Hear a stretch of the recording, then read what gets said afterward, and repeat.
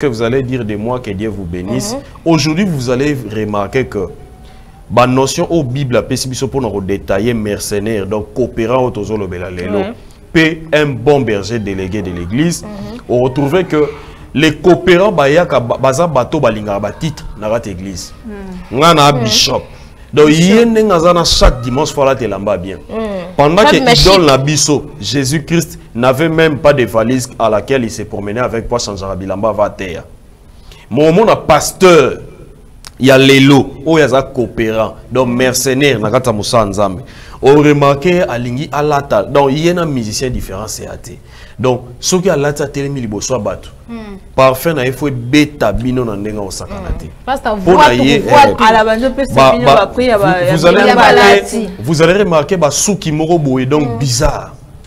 Souki ya musicien na pasteur kokani. Pasteur, ce mon pasteur kalinga souki. Pasteur kalingi souki a maman na yingache. Wana lobi kenza. Oh lelo, donc chrétien en tout cas mais je viens pour que na yinga. Ouais, c'est une bénédiction pour un pasteur sur le plateau donc aujourd'hui vous verrez que nos pasteurs, autobenga ba pasteur, ba ya na système ya dadisme. Nous savons déjà que ton pasteur c'est ton père spirituel. Daddy. Le pasteur a expliqué aussi pasteur daddy. Lelo est comme il passe entre biso bassin na nzambe. Pona benga ndeko nga pasteur mon frère. Ako manquer même na miso ba. Surtout so azana bana na e. Obenge ah non mon frère, maman, je peux t'appeler ma soeur parce que ozan ndeko nga na kata bonzambe. Un pasteur, je peux aussi l'appeler, et tant que nous sommes des pasteurs, Narobenge mon frère. Parce que Aza Ndekonanga na kata bonzambe. Pasteur, il y a église Moussousou. Tokutani. Narobenge mon frère, parce que nous sommes des frères par alliance. Oyokate. Wana voit changer. Nankomo na Thomas. Makambo changé. Les lots tout le monde a Babylone koyo. C'est tellement bizarre na kata corps du Christ petozo lela. Mais nous avons Jésus Christ à la kai biso abi baroya ebele. Ebele na kombo nanga. Bakoya bakote ya bakosala bakozong saboué mais mukolo asuka. Yango déplace likambo eza. Nous avons avant mukolo asuka ya yemoko otalisa biso lobi mes brebis connaissent ma voix. Et moi je les connais. Tala okoye banoyo foi ya moto azoloba. Mais tant kolo azo reconnaître que na yebi Rayana na yebi Dorcas, c'est la grande privilège. Intimité na nzambe na batwana ezate. Lelo mona mutu ose la nzambe, mais objectif oye azana katela ngankolo e aka moko. Gloire 2 mbongo 3 basi. Maman mbongo nyonso to luka ngo poto dépenser na bato. Si go pasteur oyo aza d'abord yemoko et puis aussi bolimbisa bandeko peut-être na ke vite en besoin na zonga mo moke na sima boko découvrir que basala nzambe wana ebele babala raté. Soki abala mwasi na ye na oyo azo yemba epa ya fali pupa ba ndenge moko. Ka balinga ka ba catégorie wana. Ba ndenge moko. Donc heureusement mwasi donc omoni mwasi habillement ya maman pasteur, ça ne correspond même pas na image oyo mobali au fois reflété ya mobali na ye. Ezate. Lelo, on remarque na ba église na bango, la plupart ba maman pasteur ba église na ba pe ba pasteur. Yé pas na kir mo ba benda ba jeune fille. Baba na ba ba évangéliste ba diacre. Et ce que je déplore aujourd'hui dans le pays Nabiso depuis année 90. Si les lots année 90 à 2000 tozaki na vamoko otobenga qui a réveil. Biso oyo to koli na ba missioni. O le tobengi l'église protestante Sebeko. Biso kolaki na ba missioni. Siriwana. Donc pour dire missioni c'était difficile missioni. Missioni. Donc tu ebaki que dimanche na bandaka ne kodim ba mikolo bakendaka église normale. To koli to comprendre que non faut to côté église normale. Parce que c'est rien na ba biso ba Nouveau Testament miki oui, Bible est accessible pour tout le monde. L'année 2000 tozaki na vent moko oyo prophétie moko ebima na ebité uta wapi koloba ke no 2000 eza année ya suka mbula suka bato ba kufa. Vent ya réveil ya ki makasi. Mais na kati ya vent wana réveil, to mona ki ba pasteur et belo ba bimé na kati mboka na biso. Na otanga kombote et belé lelo ba kombo na bango échanger et comme so ba paté ba nani ba nini pasteur baromo yemba. Donc comprenez l'émotion, donc c'est terrible. Je ne peux pas. Chrétien pasteur. Na chrétien té. Na chrétien té. Mais on est là pour dire la vérité. Chrétien pasteur au pétage. Mais attends, associé, il y a un problème. Attends, associé, il y a un problème. Est-ce que les autres côté les mandégué tolo bela pasteur coopérant, to côté les matolobi que dénilé sa pasteur? Mais oui, c'est un pasteur. Nandéni. Mais là, c'est un prophète de la nation. On peut dire, écoutez. Pasteur écoutez, nous pouvons bien dire, écoutez, je vais un peu éclaircir sur ces dossiers-là. Aujourd'hui, il se retrouve coopérant.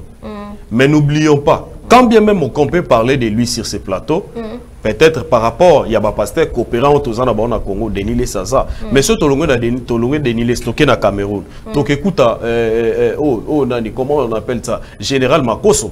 Général Makoso, regardez les bêtises qu'il est en train de faire là-bas. Sur TikTok, Facebook, Google, Général Makoso est là. Les bêtises que le général a, il s'appelle Général Makoso. Général Makoso. Très compliqué. Ce sont des hommes dédiés coopérants. Mais ce qui me fait mal, c'est quoi? Moi, je parle d'eux, je ne parle pas en mal. Mais je parle tout en plairant dans mon cœur. Parce que si on a quatre paroles, la parole ne me permet pas na lobe la bango. Pona nini, bazana mafuta liko na bango. Maman, grâce Yanzambe, ekufa ate. Le Saint-Esprit, et qui m'a raté mes lalaka. Tant ou attristé, afin d'une gars qui m'a catino sala suelo. Mais si quelqu'un te touche, le Saint-Esprit qui est en toi peut réagir. Oebi muto yon kolo a utilisé. Ata komi mercenaire to coopérant lelo. Alors la liboka pilipili. Et si la rasoloté. Donc mutu akoki nde lelo. J'ai vu des images. Il y a un pasteur coopérant belé à Kinshasa. Oyo bazoyi babona kokwei sabato ko sala pe ba délivrance. Oui. Mais lorsque Paul prêchait, il y avait aussi une femme qui était possédée dans Molimo à Python. Ça c'est de 1. Et de 2, lorsque le loba pasteur on a ba miracle, laissez-moi vous dire, là où Dieu est déjà passé, Atika a toujours filmé. Il y a on a le liboka pilipili et si la soloté.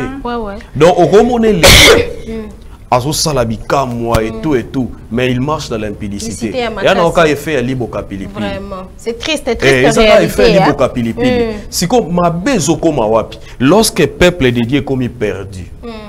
Bah comme l'andasko pasteur aboé, Allah tara bien, atchara parfum makasi. Dani na biso kwa ba ka mobile lo kwa dali, comme la comparaison tina ba beau fils na vraiment comparer. Ata tazana mobile so que tu CV kota nango.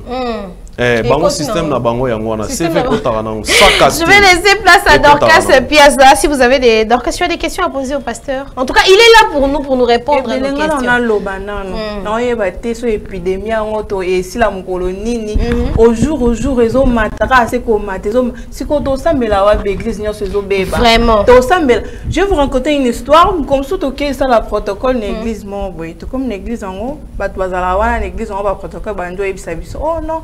L'église na biso nde toza wende bo telema to sa protocole boye bino lokwa boza église musufu bo telema place boye biso to telema place boye biso pourquoi biso bozong sa biso plus sima bino bozali bo c'est pourtant église est bino faut botika ba paya nde bazali boso comme ba mona ba figure sika ba pe ba kokota oh non maka bendi chef ba protocole na banga bendi biso panza bi moni kutu et ça nous a vérité pasteur na biso na na ko kakabasi a pembete biso to yebela bino boye tellement boye biete so moi ça pembe mo ka komi boluka boteli boso wana ko tinda ko tinda pasteur na mabe pamba biso to yebela pasteur na biso défaut na ya mwana ako kakabasi a pembete to zo kabasi a pembe ça ka bon na pasteur se déconcentrer. OK, donc je veux te revenir, on va lire quelques messages que les téléspectateurs aujourd'hui nous recevons pas des appels. Faites-nous des messages, on va lire pour vous.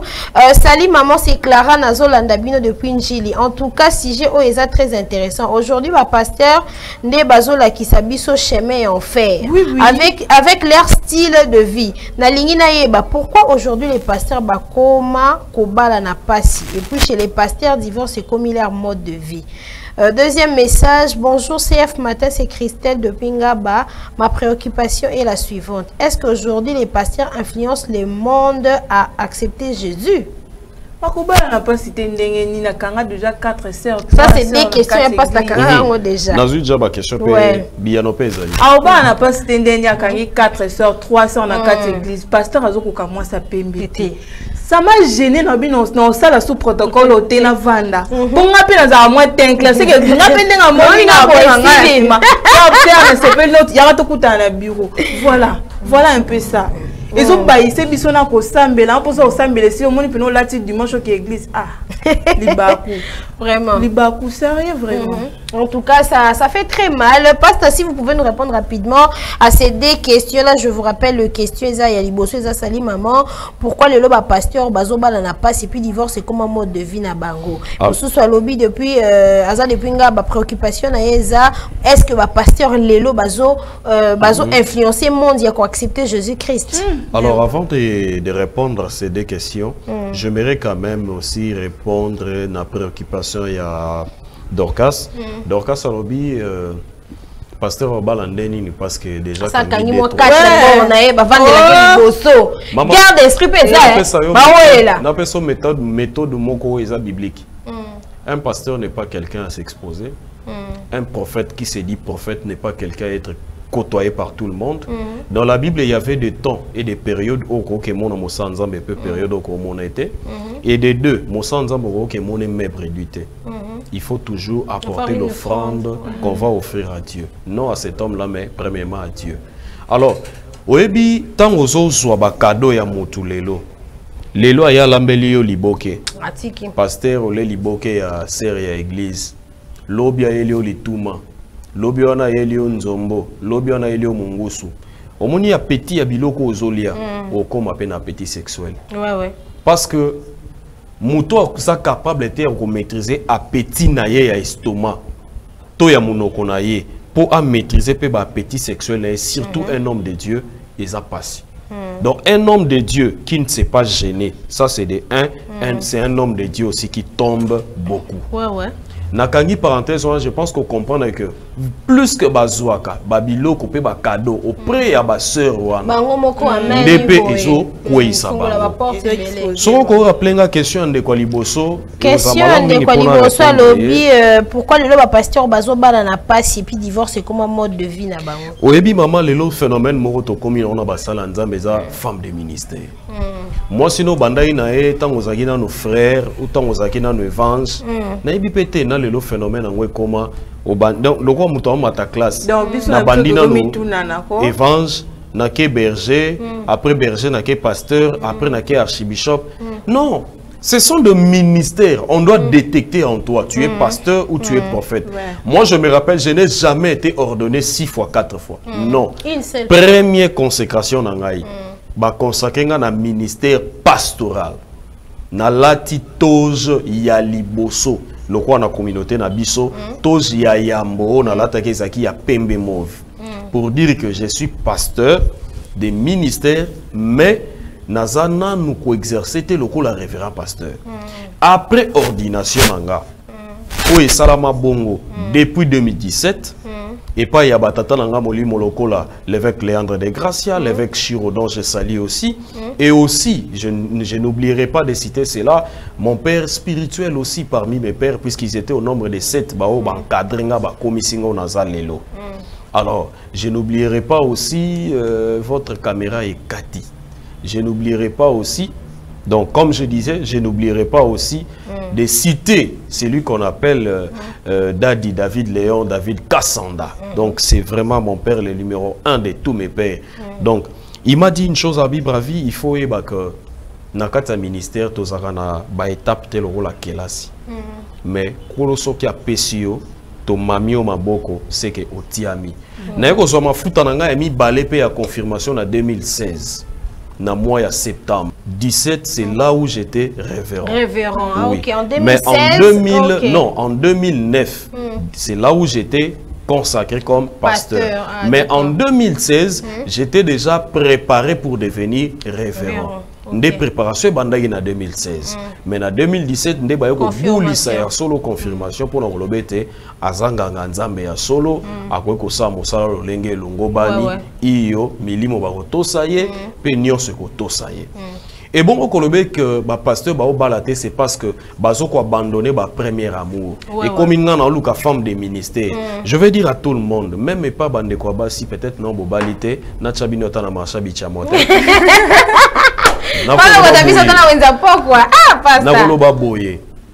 Mobile ya vie na yo a existé. Moi si ya vie na yo a existé. Domaine wana, eza domaine oyo. Mutu abondeli azubiyano par rapport à l'oko yosani à Oluka. Ne dis pas que ngana Oluka mobile a vina nga ya okoksa 50 ans aux andaka ba parents puis aux vierges moluka kaka mobile. Là vous avez raison. Batele basala berrer wana mingi. Moïse Mbiye na bois qui était. Hein? Na bois qui était maembela bisonze omoko ye oyo. Na kati ya alobinini. Église Kokoko na ye. Mutubo moni pembeni. Ye wana. Bumalo sambo nanga. Cela veut dire il donnait des critères. Vous devez présenter des critères à Dieu. Nana posa ya boye. Nana loba toujours nkolo nana posa ya mwasi loba mingite. Nana posa ya mwasi osyo na zongi de fondata la ye atalinga bi chérie je t'aime. Yango pe na zoa. Akanga mutema nanga kumba pe vanda. Là je pense à ma femme, à mon épouse Ange Kwesaka la matin. En tout cas, bonjour à vous madame. Bon mercredi à vous, bon mercredi à vous maman. Lorsque nakutaina ye j'avais compris que niende mbuma losa. Ouais. Alors, pourquoi narokti kaye pona ke nekolanda fi église o yale aye lelo pe na yebi ba problème na ye. Papa, maman soki omoni pasteur azo kweye na bandimi ana crise bolingo. En tout cas, yebelo quoi. Pourquoi n'est pas seulement Koko vanda na ozana ye wana déjà pour avancer, faut que toi que boza batu. Boza na mai na makila mais quoi oyo ba pasteur biso raison ba pasteur ba mo ba yo romiti ka repa na biso vanda ka be pasteur na sombeli yo cadeau. Mais tu es secrétaire ya mbakango kasi. Pasteur, protocole na ba secrétaire. Comme je disais, c'est diabolique. Au moni muto déjà ça possédé sexuellement. A to PC protocole ou aza maman mukolo ba kwaya na ye. Ba kwaya na ye. Lelo to yebi na Congo, na Kinshasa ao. To yebi. Maman, notre ça semble être to yebi kin et na ba pasteur oyo ba bima même na ba protocole ya mibali. Ouais. Baza, na Kinshasa, Baza. Je suis allé prêcher à Matadi, il y avait un pasteur là. Baïbi singa que non, pasteur wana pena dans son meki mobulo. Oh. Eh, a reçoit moi mobile. On a yo pasteur ben monsieur Boé. En tout cas. Donc deuxième motuna na yezala qui sur que celui qui ba pasteur bazo ko influencer ba tout tout vraiment pour nous ba yesu. Na ko répondre maman oyo peut-être na 2 ou 3 mots. Kolobana ya liboso ke maman mission oyo pasteur ya solo azana ngopo na yo et ça d'abord kolakisa we Yesu. Kokotsa on a intimité entre Dieu et toi. Et la vraie intimité entre Dieu et l'homme et ya kana rencontre oyo zo pese pa nzambe. Moi pasteur, je viens te prêcher la parole. J'ai ma vie, je suis humain, j'ai mon comportement, j'ai tout ce qui est à moi. Mais je fais le nécessaire d'être exemplaire au milieu de la population, au milieu des enfants laquelle que Dieu, des brebis que Dieu a placés sous cette autorité pour que je puisse guider, étant berger délégué. Je gère bien mes mots, étant berger délégué. Pourquoi? Parce que Yemokondaza, le vrai berger. Nous tous, nous sommes des bergers délégués. Toi, Batindami, mais Mukolo Elanga et à Yesu.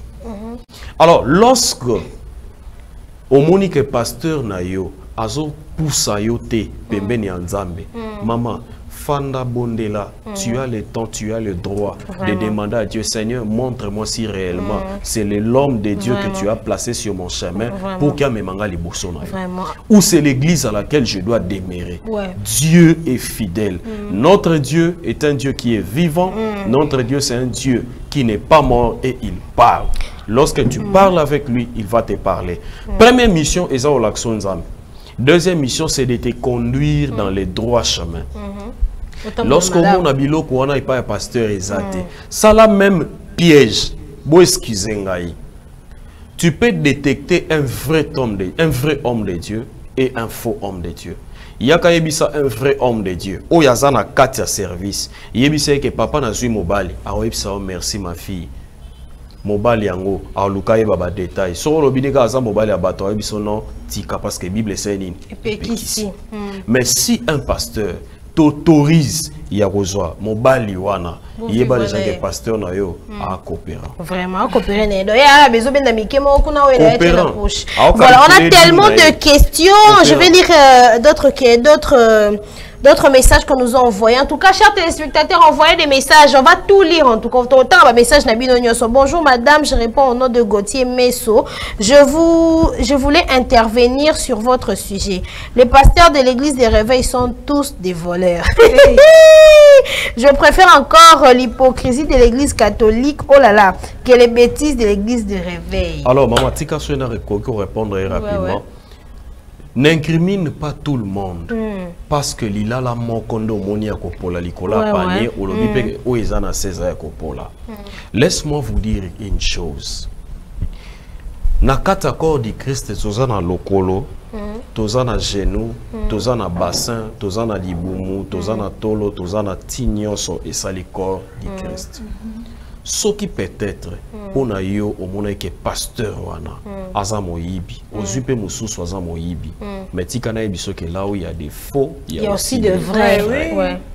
Fanda bondela nzambe. Mais laissez-moi donner un conseil na peuple de Dieu au baolanda biso pour comprendre que même dans la Bible David Azoloba, je ne peux pas porter quelque chose de jugement contre Saül car il a encore l'huile. Lorsque tu incrimines ces pasteurs qui baza bamiyibi, ma soeur, oui, bakoye ko yibonzoto parce que kende ko mi pese pas pasteur. Bakoye ko yiba yo mbongo parce que yo mo kenda yo mitika na ba façon mo boye. Et un pasteur qui quémande trop auprès de ses fidèles, c'est pas un bon pasteur.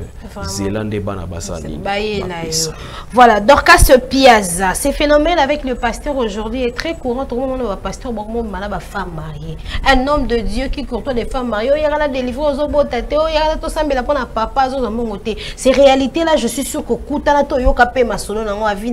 Ça fait très mal, hein? Ça fait vraiment mal. Bateau va courir pour l'accès, beaucoup de colo, plus na perdition, ouais. Plus bateau mais ma biso na makamama bé.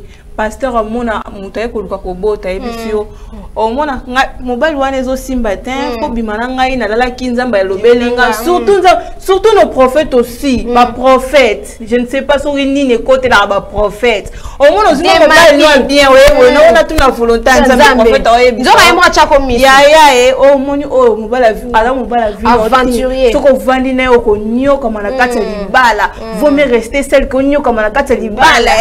Mobile vie na mon bala vu non ndenga ba bébé sila ba tebele ba destin vraiment à cause ya kolanda bilanda la ba prophète na ba te so sentiment ça la bango alulika moi si ninga kane ba linga moi si nyoso yemo ko mona pas otambola ma bevi na ma ba pe ko tala vi na ngai te tala ne o ezala kati na ngai kati nous ani bonzambe kati nous ani kati no ezani bonzambe aïe aïe en tout cas ba réalité c'est belé ba réalité c'est belé ba bazo nyo kwa ma ndetinga ba ki l'église on ensemble là so simbikati vai na ndako mais maman nzambe faut qu'on le sache na nganga mona ndako ata ndako na ko luka nzambe je ne sais pas pasteur ça na le même il y a un problème où il faut ce phénomène là pasteur Bravi ba homme de Dieu ba comment ko bima ba femme mariée oui nazo touchango ma sœur na otepe ko lobelango awate tant dans lobi que non plus tu manges les histoires amenées par ces femmes là ou soit tant ko lien na banda ko wana ils en a moment on ande roko et pas na bango l'appétit vient à mangeant.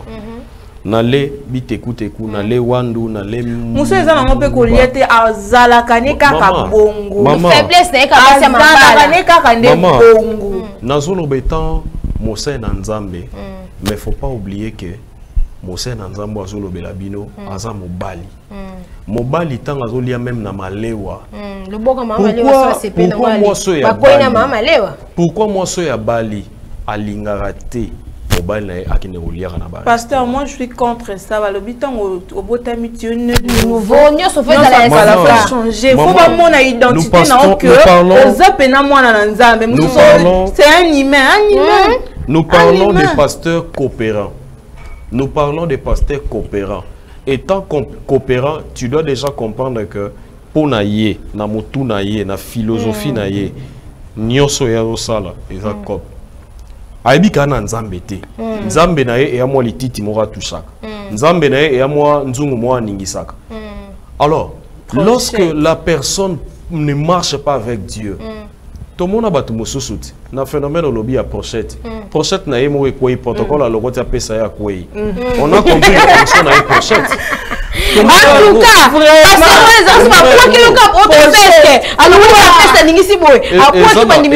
gens alors on a kulutu na biso mo mose na nzambe azalelo na Europe na otanga kombote na bonanga menace brave azakane mwana mama na bango na papa na bango mobala mwasi na ye mobala mwasi na ye ngaka ne problème te tika ya te ya bandimi onkola pesi moi 5 wana bazalaka wana na terre bango malembe soki mondimi nanga boti na lobi kempate moko asani abatisami na oke na bango malembe nde mobuto lobaka tete sika kolo sali akomisa biso lelo toyebi to na vie na biso lelo na poto notre doyen là asalela biso ba chaussures miraculeuses na stade somo archipape akota na stade pas aboa ki chaussures bat ba koya na forme chaussures to mona lelo azawapi il est là où il se retrouve en tout cas. Est-ce que question mark bisona bino lisu likola listo tala mais to limite lo baboye soki y en a pasteur oyo bimana femme mariée moi c'est à mon c'est que maman le diable a sa mission na eza koiba koiba kokosa pe ko détruire lorsque abimana mwasi wana yeba ki oyibat akosa mwasi wana fin de compte ezani ko détruire semence nino pasteur wana zoya otika et puis azote adultère ezama bien mais pasteur oyo aza coopérant to kolobela ba pasteur coopérant peut-être bilomo bo changer sujet pasteur coopérant yo non pas pasteur coopérant les toucher la poigne OK ba muso ko pensa que na linga ba femme mariée na pas soutenir le ministère sur mon église catholique bazote sur Exode 20 balobi que non ko sambele ke côté l'église catholique balobi na biso ke ko sambele ke côté pourquoi parce que bango mo ba se retrouver na kati ndoko retrouver siko que na ba église wana o ba pasteur ba coopérant baté ya prospérité baté ya élévation mais baté ya royaume des cieux té aote histoire vie na ye aote histoire famille na ye aote babilo amike mais royaume des cieux ote. Pourquoi il dit que lorsqu'on est au royaume des cieux, on met mon sanctification. T'as la même degré, bah bien, bah protocole, là, bah néni. Les autres communes, bah protocole, bah j'ai pas mis coucher l'église et kanga. Bah il y a aussi on a vu ce donc ça le billet écoute ça les aussi maintenant aussi quand même ensemble là pour à quelle dans l'église non bah pas que là-bas c'est à peine là ça liboso pour dali ko ya dali ma koyi ça zo kokati. J'exhorte à la je sais pas mais j'exhorte à la sœur de ne pas dire ça. Oui, ma soeur, je vais vous dire 2 mots. Tu peux dire l'élo ensemble la thé. Dieu s'en fout de ça. Dieu s'en fout de ça. T'as écouté. Ah, mais ça qui n'a perdu. Il dit, voici, je mets devant vous 2 chemins, le bien et le mal. Mais je te conseille,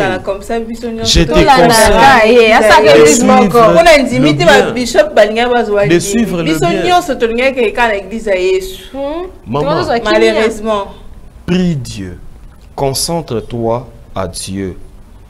Et Kolo, Yebisan Kolo a aidé à comprendre quel est le vrai chemin que tu peux suivre pour sauver. Voilà, on a un autre message. CF Matin, bonjour. Le Bélapé, jeune prophète, trop désaventurier. On doit faire ça tout à l'heure ici. Je vais aussi intervenir avant de donner la parole à mes des intervenants. Prophète. Yo mokonza balakisa oke sero tia za bomubala vina ye auta mbanda ka oya ndako ya kubala ye yo mokonza balakisa omoni pasteur na biso église na yende mobala sero wana mais tellement le koso eleki obilula lule loko ya yote ena destiné na yote tellement so zuka miso tonoli kuna o komi sero mobala vina au pasteur na ba anxieux sili na oyo déjà comme be yo prophète ya ko sakola do o mo loko o loba oyo zo mona vraiment o zo mona na miso ya mo moto oyo yebi bien que famille na bazara boye yo zo loba ngo siko bat bana posa ba spiritualité vraiment c'est très triste ba prophète na biso le moment kambele quand en 2009 je pense na olingana solliciter bino bobenga mukolo musuto lobela lorsque Dieu parle ou comment écouter Dieu. En tout cas, ce sont des sujets pareils, il faut expliquer le peuple de Dieu tout sungana. Oui, na Congo, tu as bateau belé, oh ba benga ba prophète, mais tout on a prophète des nations, on a prophète des beaux. Tout n'a combien de prophéties au appel ça pour n'amboka na biso. Bango ezala kaka na moni chef de l'État akufa. Na moni le lombule beta. Papa, mais les collègues ils nimboule. Normalement. Nous savons que chef de l'État a sujet à menace pour la bateau balingara été. Donc lorsque toi tu nous dis na moni boy, papa, merci. J'aimerais aussi savoir.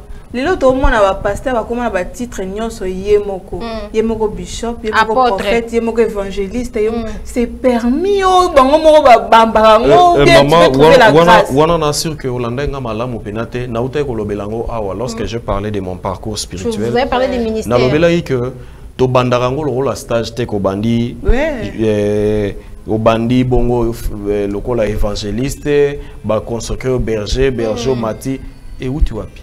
Donc, on a 5 ministères et 9 ministères d'aide des ministères.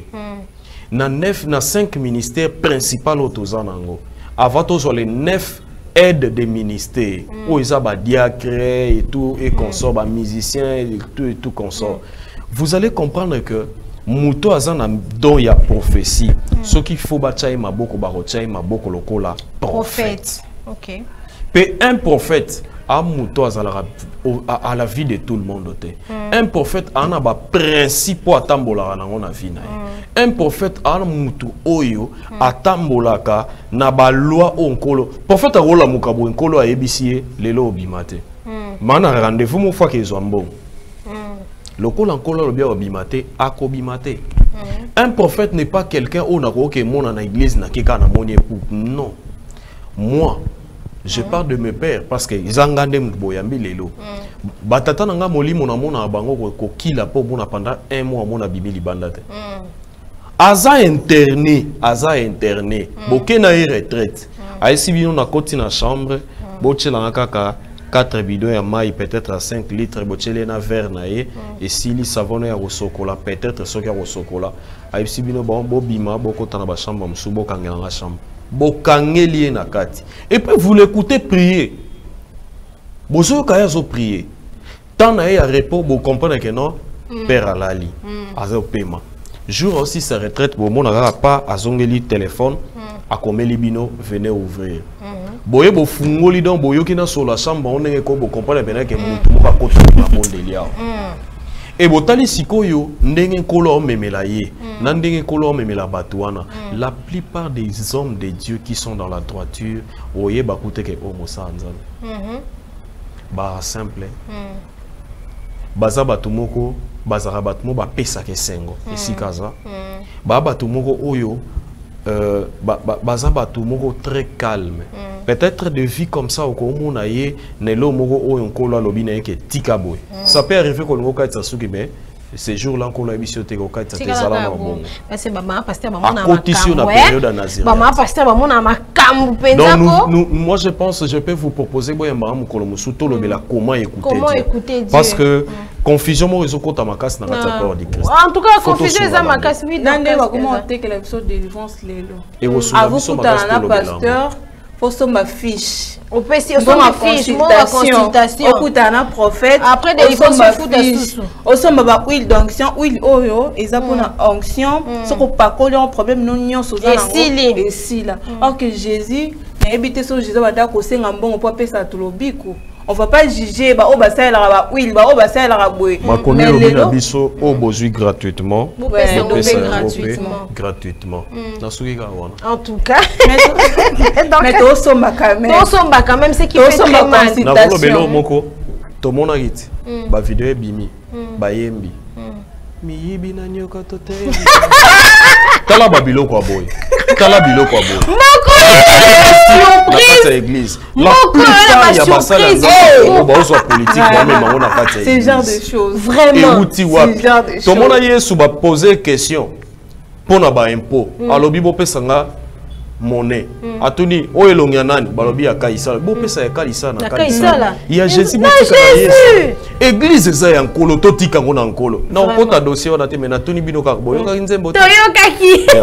Une dernière question pour que to comme déjà consulter na tranche matinale na biso ya tongo ya lelo sujet na biso c'est là qui mingi ko lobela ba pasteur coopérant do ba pasteur ba kota na bango cop na rata marambo le ba te ya biso boyambi Yesu bango ba kota na biso ba kota na bango biso cop le ba la biso chemin de Dieu to landa mateya to kota lo la biso comment na kezo libala na kezo bomengo na kezo abana et pourtant le royaume de Siba kendera ni na bomengo ni na mwana ni na mobali ni na mwasi okende ka yo ntaku bilamba okenda ngote tout est éphémère osuka longa na mokili akuti lamba ba kondio nango ba tshino na mabele ekete etikali qui veut dire c'est là pasteur mokaloba bandimi nanga bomo na teki pasteur veste mikolo la ta veste moko oze la ka senga bomo teki voiture pasteur be ma pasteur suke kufi. Oh là là là là là là là là. Bilo kana basolango interne na nini parce que moi so na za yeto ya église. Ya comme yéglise. On a dit que ma pasteur Mikolo là ta maman puta bien te fubo la ba la maman pasteur maputa. En tout cas babilo ko mora bon voilà. Dernière question en eza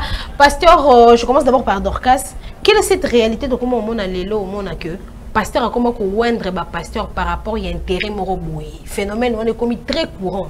Pour ça moi na maman la bango pesa di mebela pesa offrande de belé pour moi na ya ntele moi na ya ou soit pour aza muto famille na ye ou belle famille comment ba royaume en tique église pas muto musuta mona ka moi na ngamo ka zala bandi da ko préparer moi aller moko bia mu pali attends ça aza kutana appel moko te moi na sa moi na ngazo mona apparemment so tali da moi no ba ka moi no déjà et le nzambe zate oh mkomsuna sexabino na réunion wa pasteur na ACK wana tokolo bala biso poza ki réunion wa pasteur na ACK prophète batemi si prophète ba pasteur bien na so pasteur va plus de Dieu ou vandi prophète a télé me va dire abandi amoni pasteur mo bosabi papa yo na mona yo ligogo dozo beta na mona na panzi no moko boye ndengeni na tuni nzambe ebisinga yo place o luka ninya place yo na kati wa pasteur ozo luka nini on saku tout à fait kenzo kane mwana le pasteur wana za kinzo kane parenté na voilà moi to exact mazia akotisi na place to ebité ce qui sentiment ka ezo sala ka bango ce qui otala royaume otala bomengo na bango ce qui veut le batie mutu mususu eke na famille mususu vomi za ka pa na bango ebité wana pasteur bravi mutu avec ça ouais pasteur bravi cette situation là très compliquée que batebele bango qui m'appelle église abi église comme le quoi royaume soit za mona intel te que maman bango avimbi sa mo offrande maman bango sa partenaire église papa na bango za ya yango comme phénomène comment il faut que bazo bana na bango nde ba wendre bango pendant qu'il y a un appel tazo imposer pe batu maboko quel risque na ba ama wa no sangi biso ke to koma na suka donc na répondre bango na deux mots primo ezak kolo atravayaka na royaume te que non ndenge toza biso trois boy na plateau kolo abandi na yo akena Dorcas ayepa na ngai non kolo alobelaka mutu moko mutu wana nde fois kitisa na bato yo batikali ça c'est la loi de l'alliance et de l'autel alors na segundo na roloba que soki bazo oindre bato abusivement peut-être bango nde bayebi pourquoi bazo mama bato wana maboko mais lorsqu'il faut toucher quelqu'un c'est Dieu qui doit te dire touche cette personne oint-les. Et lorsque Dieu oint quelqu'un, c'est pour lui donner une mission. On comprend que la plupart des fois, où on kolo atinda ba prophète, c'était pour avoir la royauté, c'était pour être élevé dans le titre moko dignitaire yamboka. Mais lélo, lorsqu'on est en train de oindre des gens bêtement, excusez-moi pour le terme, je ne sais pas pour quel but. Dans tout nabino motuna moko boyoka déjà l'église moko bazolo ba peut-être boye bangote mais na betela bino pour na souki sapeawa alors nakenda ko participer l'église moko ba benganga na te esili pasteur wana moko ezaki jour asuka alors bito pambola l'homme de Dieu alors boya ko pesa na loboko nanga bato ba pesi mutu moko ya a pesi pena $150 pasteur atali ba billet $100 makasi ya fungoli boya moni pena 150 atali nga bin toma muto faut betele pena pasteur a beaucoup prière à buka loketo rappel monoko ila la raté na tuni prière wa buka loketo ndene abisoko ko tshele na makolo oh Oh, c'est ça $50. Aïe. J'ai compris que l'onction aujourd'hui est devenue commerce. La marché à Jérusalem. Pourquoi Jésus fallait prendre marché à temple à Jérusalem?